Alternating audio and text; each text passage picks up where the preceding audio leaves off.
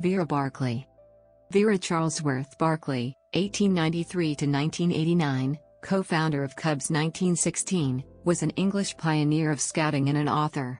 She was an early exponent of female leadership in the Scout movement and played a leading role in the introduction of the Wolf Cub program for younger boys, both in the United Kingdom and in France. Barclay wrote numerous children's stories and instructional Scouting handbooks, and in later life wrote about her Christian faith. Early life.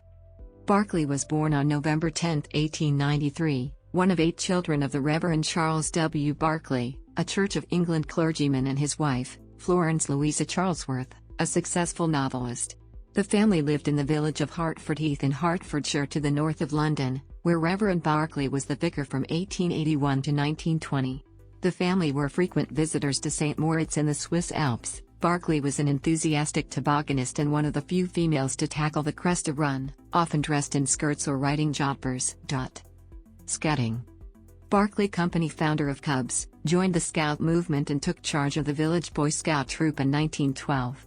In 1913, the founder of the Scout movement, Robert Baden-Powell, had launched a provisional scheme for boys who were too young to join the Scouts at the age of 11 years.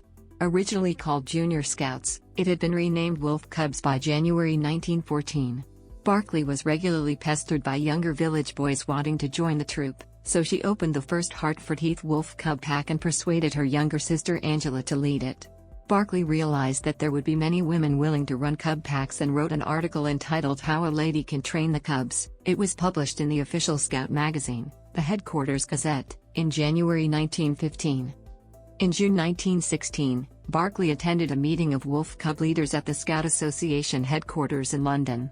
The article had obviously caught Baden-Powell's attention, because he approached her to become the Wolf Cub secretary at Imperial headquarters. She accepted Baden-Powell's offer as her war work with the British Red Cross at a hospital in Netley in Hampshire was becoming impossible due to a pre-war knee injury incurred whilst skiing.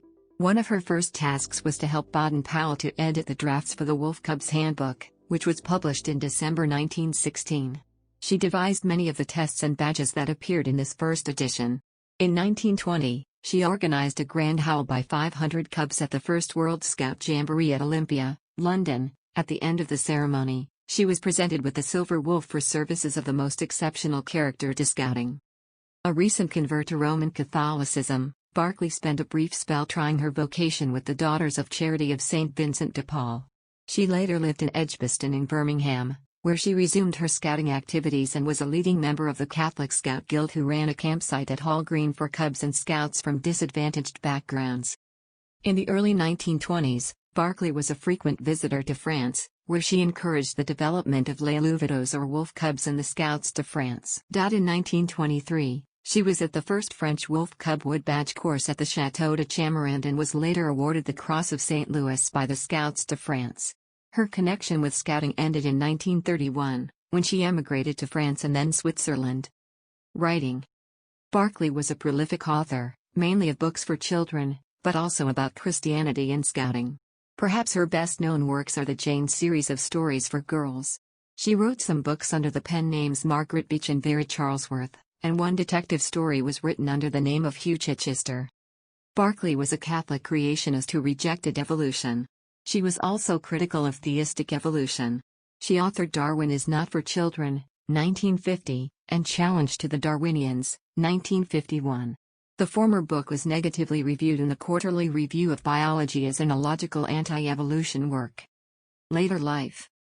Barclay returned to England before the start of World War II and lived in Feltham on the south coast from around 1938, and in 1939, 40 joined her brother, the Reverend Cyril Charles Barclay, vicar of Helmsley, with his wife Rose and daughter Mary Rose, in a huge vicarage, now the North York Moors Trust, in the market town of Helmsley, North Yorkshire. She started a small nursery school with her friend Nanette Hoffett which they ran in the vicarage. She later returned to the Midway, Feltham, long before the end of the war. After living in London and Seaview Zero and the Isle of Wight where she began to lose her eyesight, she ended her days at Sheringham in Norfolk, being cared for by her niece Betty.